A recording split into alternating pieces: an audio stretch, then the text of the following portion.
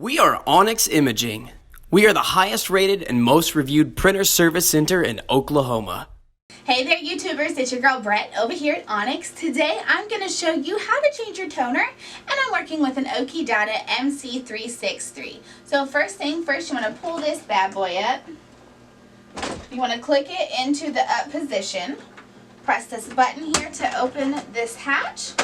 These right here are going to be your toners, so what you need to do is press on the right side and pull this little lever to the unlock position. Then you will want to pull your toner out.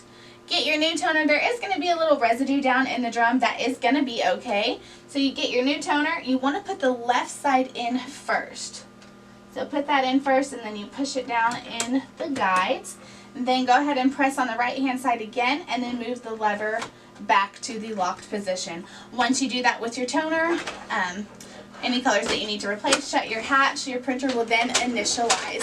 If you guys are in need of any supplies or quotes, give your girl Brett a call and have a great day. Thank you for watching. If you're interested in how you can receive free labor on all of your service calls, as well as how to qualify for free printer upgrades, contact us today. We are here for all of your printer and office supply needs.